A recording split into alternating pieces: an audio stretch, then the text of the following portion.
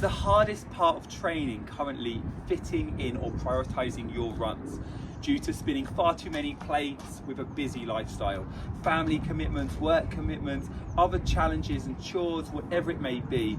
The run always gets knocked back and sometimes it's difficult to fit in the full plan.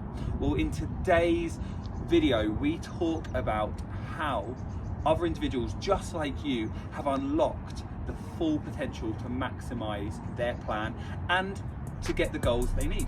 Here we go. So first of all, there's many aspects of life that can get in the way of your training or can lead you to actually struggling to fit in or prioritize that run. So first of all, the typical things that have happened with personified athletes in the past or have prevented them from fulfilling their full plan is the ability not to reach out to their coach. They feel that the plan is too rigid and therefore they have to do a Monday on a Monday. That's not the case, guys. Definitely please reach out to your coach and move around a Monday to the Wednesday. I know you guys already started doing this really well, but note that you can always allow a little bit of flexibility if you communicate and share the challenges and thus finding the right process for you. Secondarily, work commitments, flying in sort of random options where you get a meeting pop up when you were due to do your run or having to travel away. There's always adaptations and flexible aspects with this plan. It is important to understand that in order to succeed with a running goal, a good priority has to be given to your training. And most individuals these days have busy lifestyles, pressures coming in from work, family, children, household chores, second jobs, social life, pets, travel, and much more. So the key thing here is to prepare in advance. And that's the main theme of this video today. Preparation is key to helping us manage a training block, a training period around that busy lifestyle. So here are a few things in preparation that has helped other individuals just like you with those challenges to maximize their plan. Planning running routes and runs themselves in advance. So having a look at the plan for the week, typically on a Sunday, the week ahead, and seeing what the weather's doing, what your commitments are, and how to plan the routes around it. If you have icy or cold conditions, noting that you're going to have routes that are less slippy.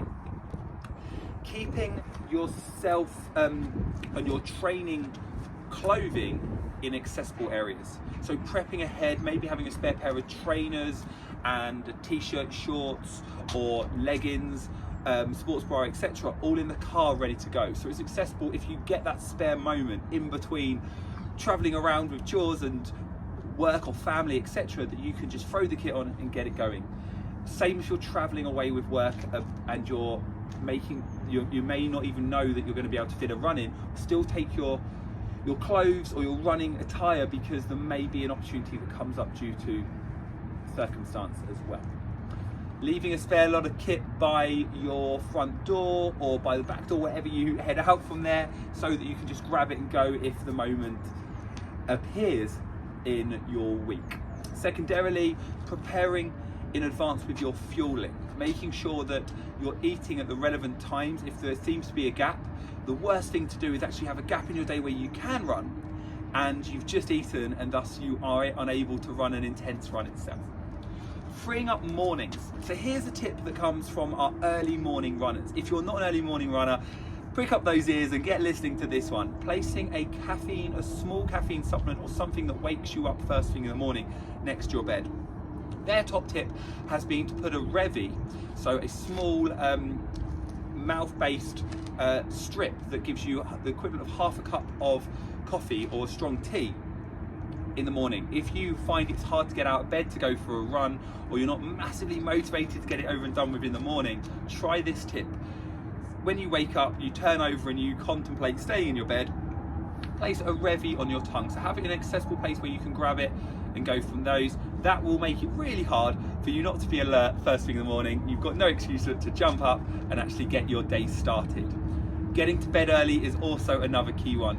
That additional episode of your box set that you're watching or so on and so forth that you're streaming, plain and simply leave that one to the side, get yourself to bed one episode early and see how that affects your day in the next stage.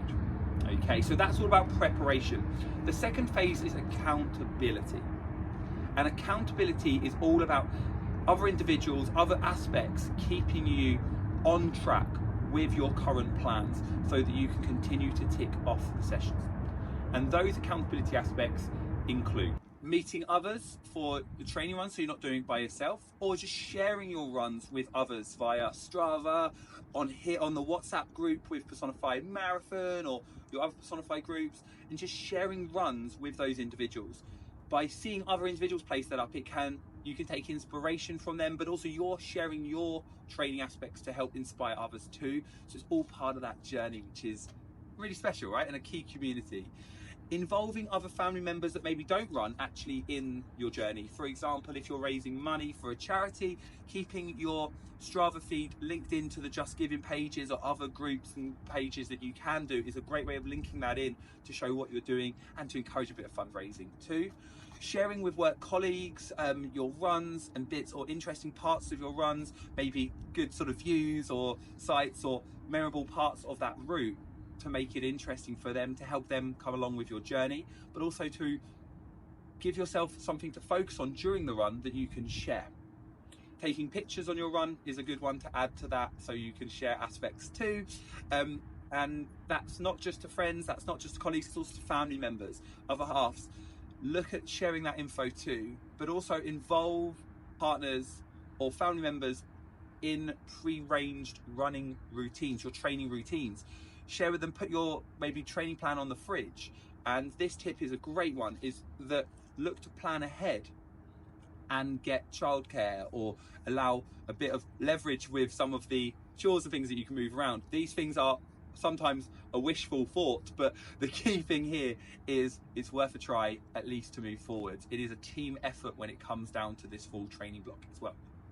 Involve family members in the training experience. If you have younger family members, or if you have cousins or friends that don't run, get them onto a bike or get them to walk part of the route that you've enjoyed, so that they can talk about it too.